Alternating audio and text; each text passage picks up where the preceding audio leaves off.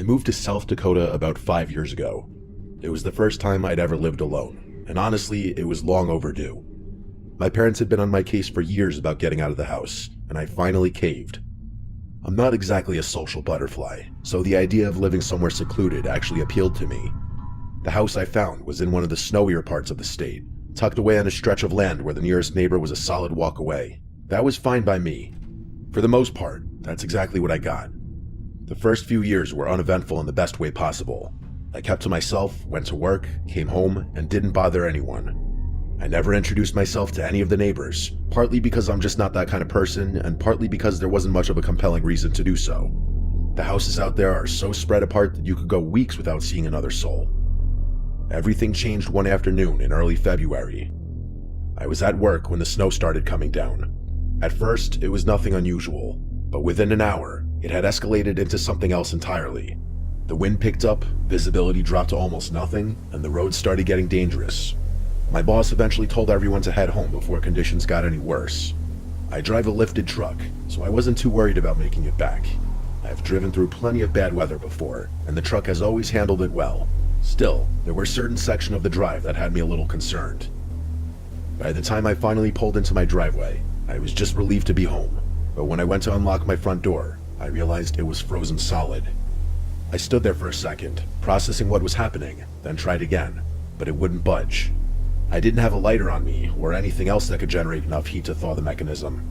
I tried breathing on it, cupping my hands around it, even banging on it a few times out of frustration. None of it worked. I walked back to my truck and sat there, not sure what to do. The heater was blasting, and I told myself I'd just wait out the storm. Maybe it would die down in an hour or two, and I could figure something out.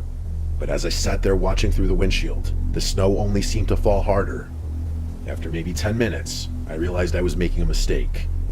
The longer I waited, the worse things were going to get. My truck was already half buried, and even with the lift, I doubted I'd be able to get back out of the driveway. So now, driving wasn't even an option anymore. I didn't have anyone to call. I didn't know any of my neighbors, and my parents were hours away. I tried to drive the truck out of there, but like I suspected, it was stuck. My only real option was to walk to one of the neighboring houses and ask for help.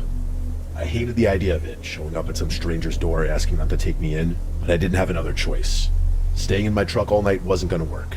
The gas would eventually run out, and then I'd be sitting in a freezing metal box in the middle of a blizzard. The closest house was still pretty far away, probably a quarter mile or so. By the time I reached it, I was shivering uncontrollably. It was a tiny one-story house, and even through the blowing snow, I could tell it was in rough shape. I knocked on the front door as loud as I could. I waited for a good minute, and I was just about to turn away and try the next house, when the door swung open so violently, I actually took a step back. The man standing there looked around 50 years old, with a very nondescript face. He looked at me for a second without saying anything, then introduced himself as Joe. I explained my situation, and he nodded slowly, stepping aside to let me in. I should have felt relieved, but something about him felt off from the start. It was hard to pinpoint at first. The house was warm, which was all I really cared about in the moment. He offered me a seat on the couch and sat across from me in a worn-out armchair. We made small talk for a few minutes, or at least I tried to. He answered my questions, but his attention seemed to be somewhere else entirely. His eyes kept darting around the room, from me to the floor to the ceiling to somewhere over his shoulder. It was like he couldn't focus on any one thing for more than a few seconds. At first, I thought maybe he was just nervous about having a stranger in his house. That would have been understandable, but the longer we sat there, the more unsettled I became. He couldn't focus on the conversation either. He'd be mid-sentence and then just trail off, staring at a spot in the wall like he was looking through it. I decided I wanted as little interaction with this guy as possible. I told him I was exhausted and asked if I could just get some sleep. He seemed almost relieved by the suggestion and pointed to the couch, saying I could crash there for the night. I asked if we could turn out the light, and he flicked off the lamp without argument. But he didn't leave. He just stood there in the doorway for what felt like a full minute, not saying anything, not even moving. I lay on the couch with my eyes half closed, trying to look like I was already drifting off. Eventually, after this long, uncomfortable pause, he finally receded down the hallway toward what I assumed was his bedroom. I really did try to sleep. I was exhausted, and the couch was actually more comfortable than I expected. But I couldn't shake the feeling that something was deeply wrong. Every time I closed my eyes, I started to drift off and then jolt awake, convinced I heard something. About an hour in, I actually did start hearing things. It took me a few seconds to realize that the thumping and scraping sounds were coming from above me. At first, I told myself it was just snow shifting on the roof. That happens all the time in heavy storms. But these sounds were different, somehow. That didn't make any sense, though. The house was one story. There was no upstairs floor for anyone to be walking around on. I lay there, staring at the ceiling, trying to convince myself there was a rational explanation. The sounds continued for several minutes, sporadic but persistent. And then, without warning, there was a thump that was considerably louder than all the previous ones. It was so sudden and so forceful that I shot upright on the couch, and as soon as I sat up, I saw him. Joe was standing in the doorway again. He must have been there for a while, just watching me in the dark, because I hadn't heard him come back. My skin started feeling itchy. I opened my mouth to say something, but before I could get a word out, he literally charged at me. He jumped over the back of the couch and tackled me to the floor. The next few seconds were pure chaos. We rolled around on the carpet, and I realized he was trying to put me in a chokehold. He was stronger than he looked, and for a moment I thought I wasn't going to be able to get him off. I kept resisting, and he started yelling. He screamed at me to stop fighting. He kept referencing this her like I was supposed to know what he was talking about. He said she was lonely, and something about how she would find me good company. I wasn't thinking about that, though. I was fighting for my life. I finally managed to get enough leverage to shove him off me. I scrambled to my feet, grabbed my coat, and ran for the front door. I didn't even put my coat on. I was too terrified to waste any more time. Behind me, I heard that crazy fuck scream something. I'm pretty sure he said, "She's not gonna be happy," or some insane shit along those lines. I ran and didn't stop until I reached the next house. The family who answered the door were normal people, a husband and wife from the looks of it. They took one look at me and pulled me inside without asking questions. I slept on their couch that night. The next morning, I woke up to the wife, who introduced herself as Kathy. She was making everyone coffee. The three of us sat at the kitchen table, and I told them what happened. As soon as I described the house, the husband, whose name was Brandon, interrupted me. He asked if it was Joe. I said yes, and he just nodded, like he wasn't surprised at all. He told me that Joe had been a problem in the area for years, but then he told me something that gave my skin that itchy feeling again. About a decade earlier, Joe's wife had disappeared. There was never any official investigation. Nothing was ever proven, but most people in the area suspected he killed her. The body was never found. I immediately connected the dots, but kept my mouth shut for whatever reason. I still have no idea why I didn't speak up. I did end up reporting my experience to the police, but I don't think they ever did anything to deal with it. The scariest part is that I still live in the same house 3 years later. Nothing has happened since that night in the blizzard, but I'd be lying if I said I don't get a weird feeling every time I drive past Joe's house. The one silver lining to all of this is that I got close with the family who took me in that night, but I always get a weird feeling every time I go over there, because it reminds me of Joe and whatever god-awful thing he's done to his wife.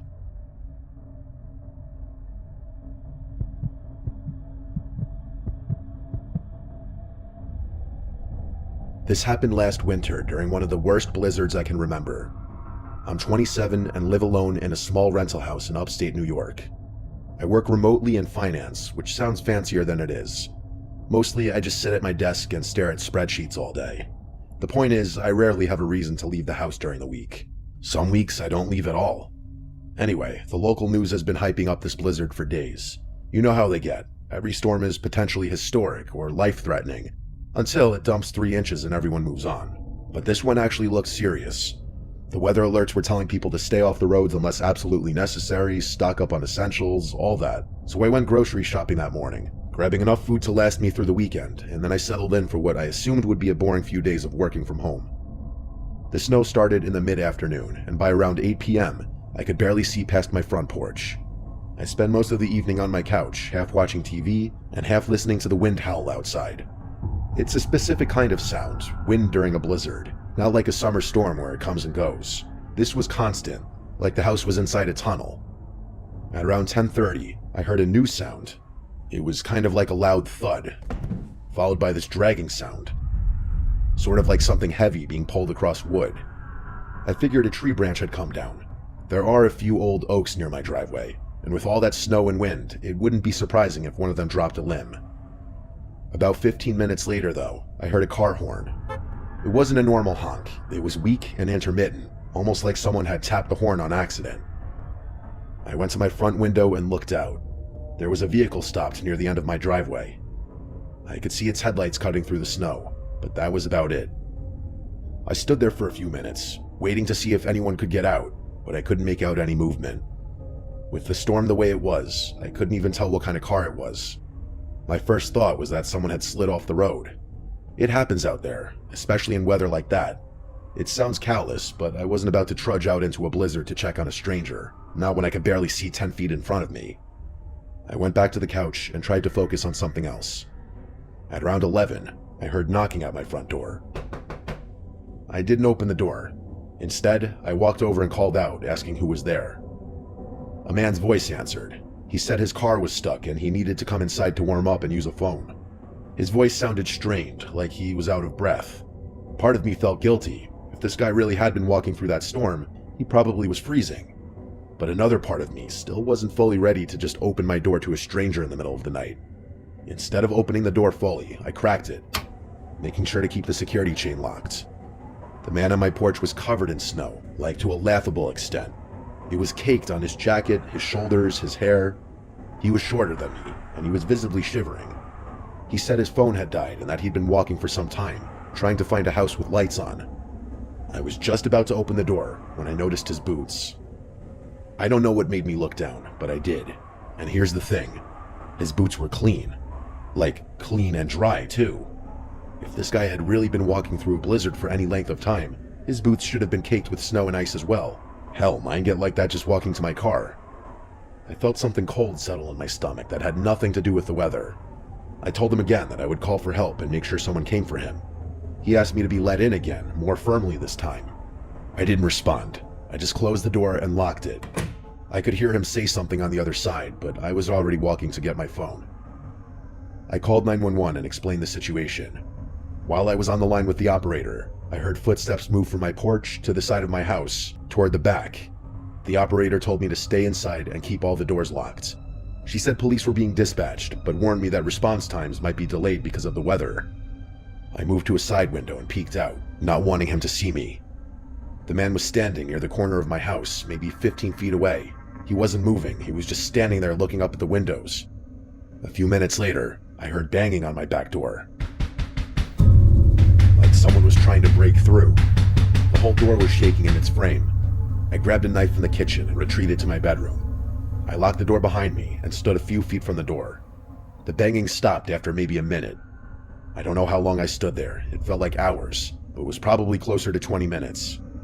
At some point, I heard the car horn again, the same one from earlier, but this time it was one long, continuous honk. Luckily, the police arrived shortly after that. They found a vehicle partially buried in a snowbank, but it was further down the road than where I'd seen the headlights. The engine was cold when they checked it, not warm like it would have been if someone had recently been driving it.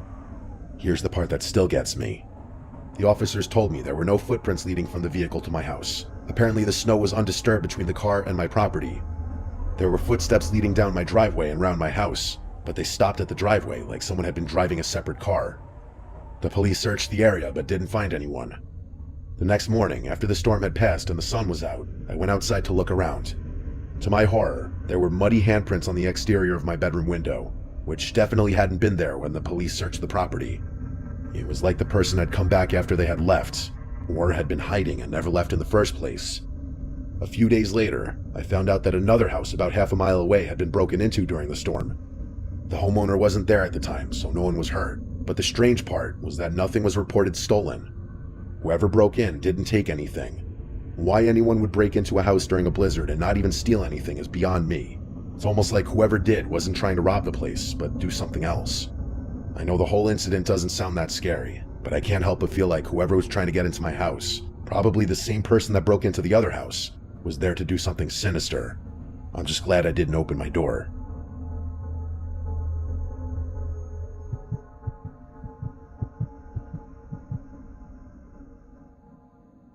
This happened several years ago now. I have told maybe 3 people about it. My wife, my brother, and one close friend who I knew wouldn't think I was losing my mind. I'm telling it here because I still don't have an explanation, and at this point, I've accepted that I probably never will. I'm 34, and I live in British Columbia. For most of my 20s, I was a professional skier, alpine racing mostly. I competed nationally for about 6 years before my body started telling me it was time to stop. Nothing dramatic like a career-ending injury or anything, just the accumulation of wear and tear that happens when you've been throwing yourself down mountains since you were a kid. I stepped away from competition when I was 26, which felt like the right call at the time and still does. But retiring from competitive skiing doesn't mean you stop skiing. If anything, it freed me up to do the kind of skiing I actually loved, backcountry stuff away from the resorts and crowds. I say all this not to brag, but to establish that I knew what I was doing out there. I was avalanche trained, certified in wilderness first aid, and familiar with every protocol you're supposed to follow when you're skiing alone in remote terrain. I'd done dozens of solo trips in the backcountry without incident. The plan that day was simple. I was going to hit a remote range a few hours north of where I lived, a spot I'd skied before actually. The weather forecast was calling for light snowfall, maybe a few inches, but nothing that would prevent a day trip. I checked the avalanche conditions the night before and again that morning. Everything looked manageable. I got to the mountain just after sunrise, strapped on my gear, and started skidding uphill. The snowfall started picking up while I was climbing, which wasn't unusual, but the wind had changed too. It was coming from a different direction than the forecast had predicted, and it was stronger than it should have been. Visibility was also dropping much faster than I was comfortable with. The smart move would have been to just turn around immediately, but I was already at the top of a line I'd been looking forward to all week. I told myself just one run and then I'd call it early. I've replayed that decision 1,000 times since then, and before you say it, yes, I know it was stupid.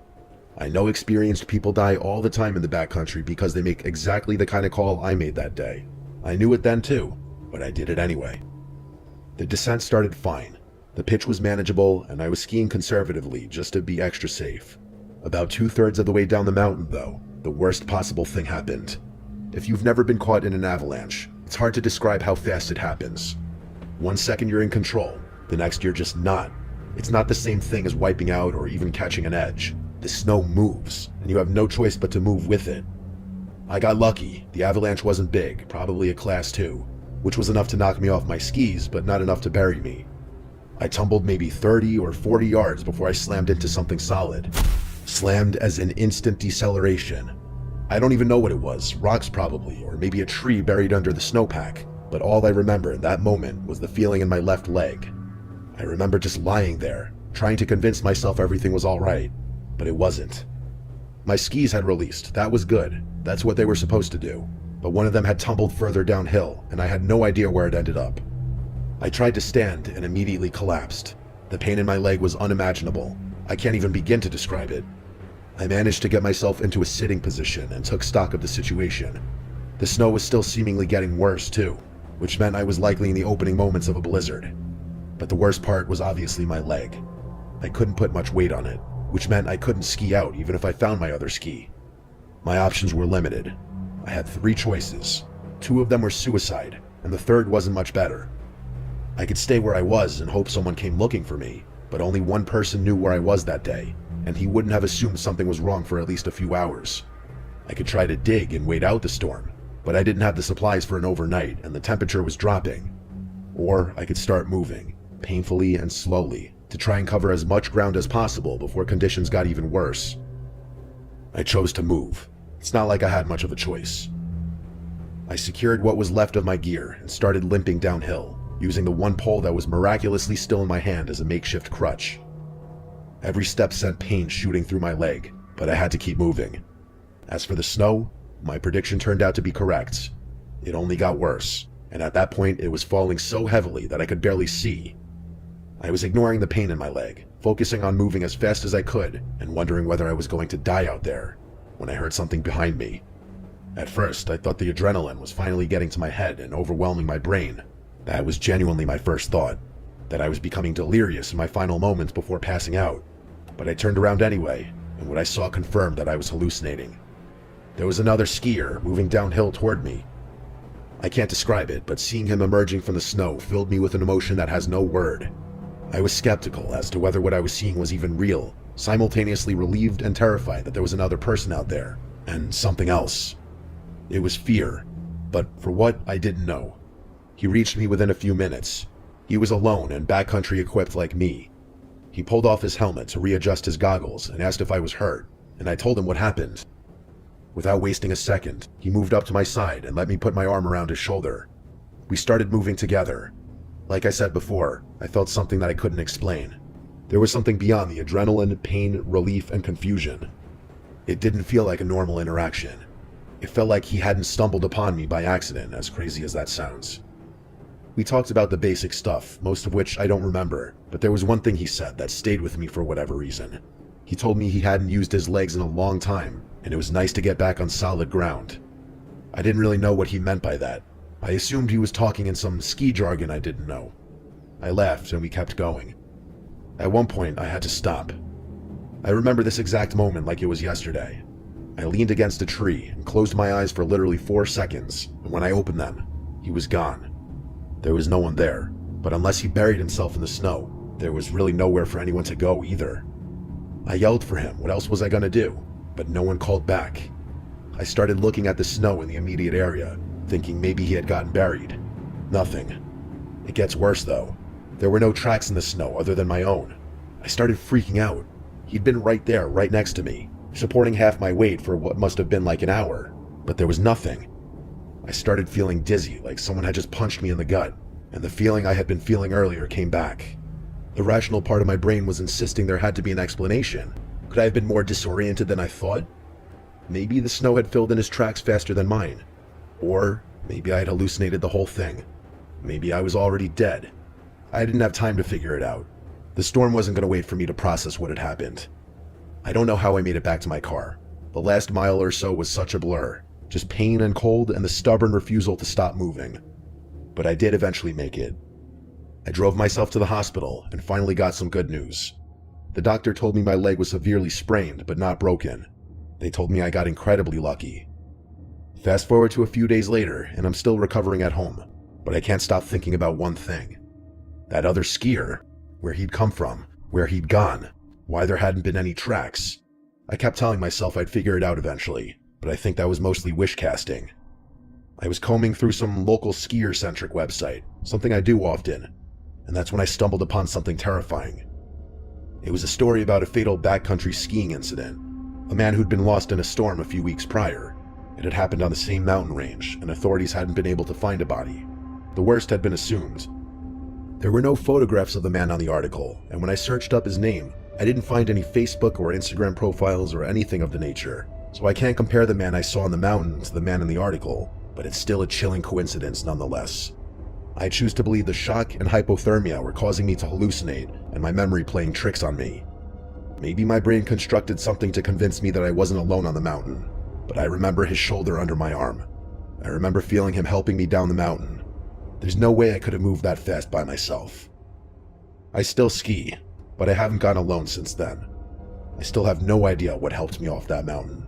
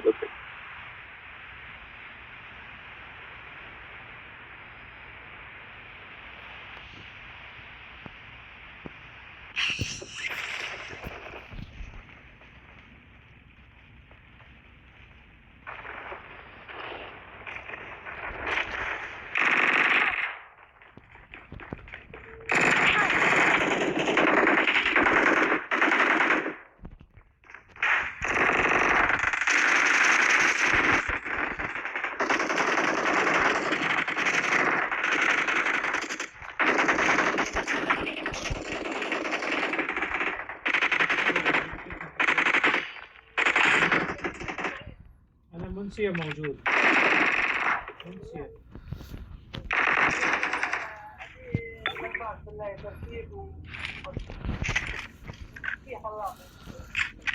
أبشر زين طيب تجي من عند ايش لا فاروق سفر. طيب اسجل محل فلوس ولا كذا؟ لا الحين ده هو محل سعودي، هو كلام اول يدفع فلوس بعدين شيله. يا اخي ابغى 2 لمبه جدار اخضر. اوكي ولمبه ابيض 14. اوكي.